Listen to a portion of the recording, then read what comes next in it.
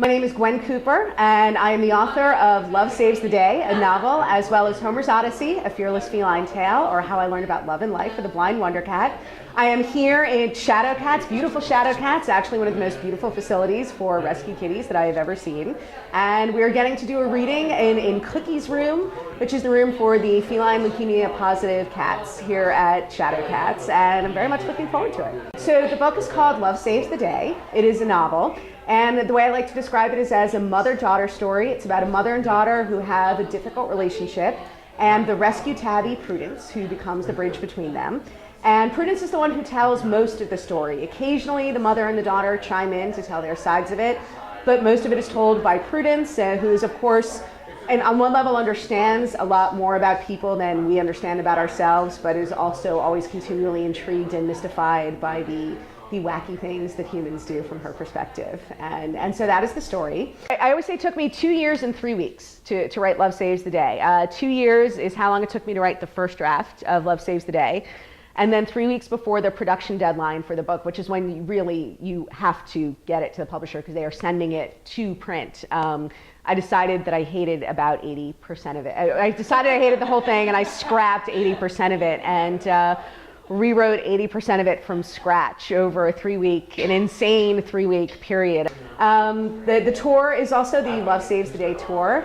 It is now, it's a 18 city, 20 stop book tour of no-kill animal shelters and rescue organizations. It is sponsored by Arm & Hammer Ultralast Plumping Cat Litter, as well as Litter Genie and Waruva, who's donating food to each of the shelters that we visit. You know, the title of the novel is taken actually from a store in the East Village of New York called Love Saves the Day.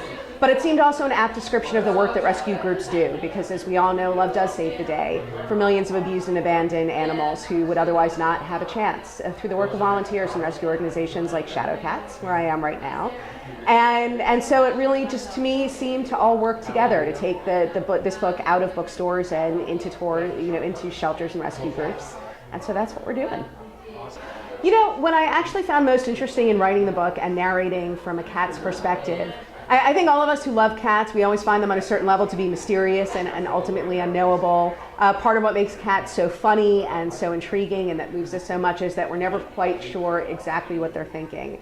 And I really had the idea that from a cat's perspective, they would probably regard us the same way. There are so many things that we do that must seem inexplicable to them.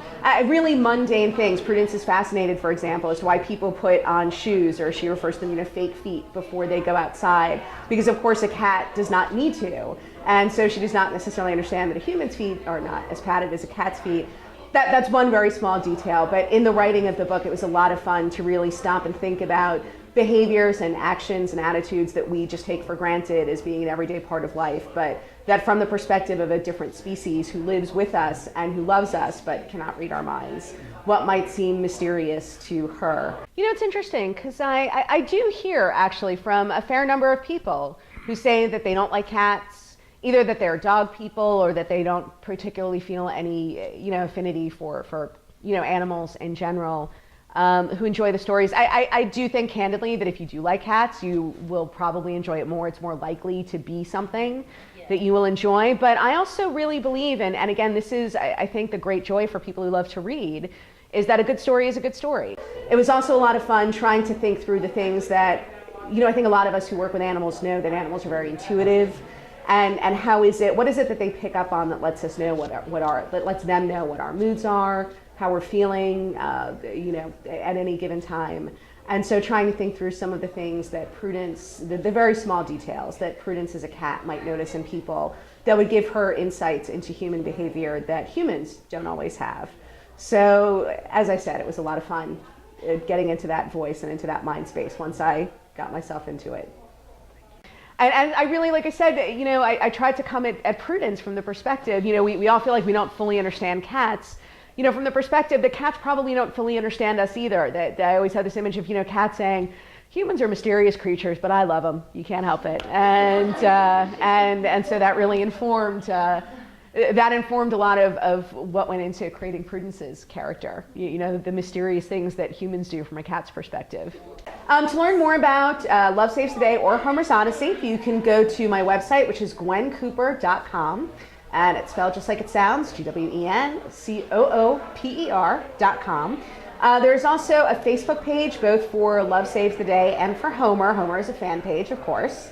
That would be facebook.com/HomerBlindCatFans, all one word, or facebook.com/LoveSavesTheDayFans. And of course, the books are available anywhere books are sold. And I hope you consider checking one or both of them out.